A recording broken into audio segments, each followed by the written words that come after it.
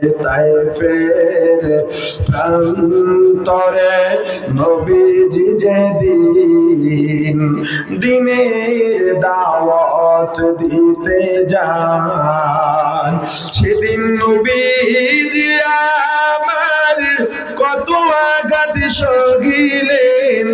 এতিমে নবীজি সেদিন কত আঘাত সহিলেন, অসহায়। তায়েফের প্রান্তরে নবীজি যেদিন দিনের দাওয়াত দিতে যান, যায় দেখে সাথে নিলেন 3টি দিনে দাওয়াত দিলেন। একটা কাফের দিন করল না কবুল, বরং পাগল বলিয়া দিল তারাইয়া, পাগল বলিয়া দিল তারাইয়া। চিনল না ওই দুর্ভাগার দল আল্লাহরই রাসূল, চিনল না ওই দুর্ভাগার দল আল্লাহরই রাসূল। সেদিন নিরাশ হয়ে নবীজি আসতেছিলেন ফিরিয়া, হয়ে অসহায়। তায়েফের প্রান্তরে নবীজি যেদিন দিনের দাওয়াত দিতে যান। ও ভাই, তুমি একটু চক্ষু বন্ধ করে ওই রাসূলের অবস্থাটা একটু দেখার চেষ্টা করো।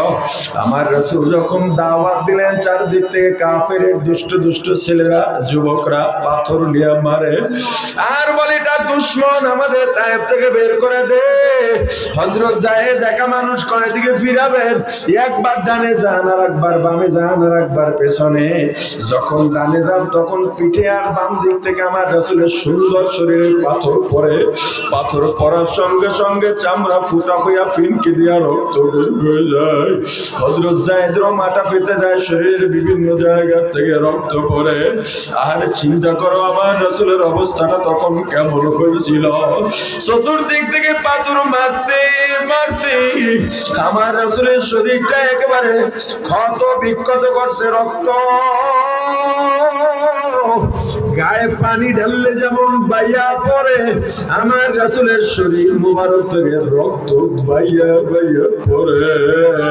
আমার রাসূল দুর্বল হয়ে গেছেন, হাঁটতে পারেন না, হাত উঠায় বলেন তায়েফ বাসী, আমি পাগল না, তোমাদের দুশমন না, আমি আসছি তোমাদের মুক্তির পথ দেখাইতে, আমাকে মেরো না, মেরো না। আমার রাসূল হাঁটতে পারেন না, দুর্বল হয়ে গেছেন। দুষ্ট কাফেররা ধাক্কা মারে সামনের দিকে আঘাত দেওয়ার জন্য আমার রাসূল ক্লান্ত শরীর ভর সইতে পারেন না, উপর হইয়া জমিনের মধ্যে পড়ে যান। আবার কোনো মতে উঠতে নেন, পুরোপুরি ওঠার আগে আবার ধাক্কা মেরে ফেলাইয়া দেয়। আমার রাসূল আহত যায়েদের শরীরে হাত দিয়া কোনো মতে হাঁটতে হাঁটতে পাহাড়ের গোড়ায় গিয়া বসছেন। জিবরাইল আসছে, হুজুর আপনি যদি বলেন আপনার কান্নায় আসমানের ফেরেশতারাও কান্দে। আসমানের ফেরেশতারা জীবনে 2বার কেঁদেছে। একবার হযরত ইব্রাহিম যখন নিজের সন্তান ইসমাইলকে ছুরির নিচে দিয়েছে, আর একবার কেঁদেছে তায়েফের ময়দানে আমার রাসূল রক্তাক্ত হইয়া পাহাড়ের পাশে বসে যখন কাঁদেন আর বলেন আল্লাহ আপনি সাক্ষী থাকেন। ওরা বলে আমি পাগল, আমি পাগল না। জিবরাইলকে বলেন, ও জিবরাইল, ওদেরকে না ধ্বংস করা যাবে না, ওরা আমাকে চেনে না, চিনলে এমন কষ্ট দিত না। ওরা একদিন মানবে না, ওদের পরবর্তী প্রজন্ম মানবে। আমার রাসূল এত দয়ার রাসূল, ওই রাসূলের পছন্দ সুন্নাত তরিকায় চলা, ওই রাসূলের পছন্দ রাষ্ট্রীয় ভাবে দিন কায়েম করা। আমরা যদি রাসূলের উম্মত হয়ে থাকি, রাসূলের পছন্দ মতো চলবো না, দুনিয়ার খেয়াল খুশি মতো চলবো। আরো জোরে বলেন, আরো জোরে বলেন। আল্লাহ রাসূলের খাঁটি উম্মত আমাদেরকে খাঁটি মুমিন হিসেবে কবুল করেন।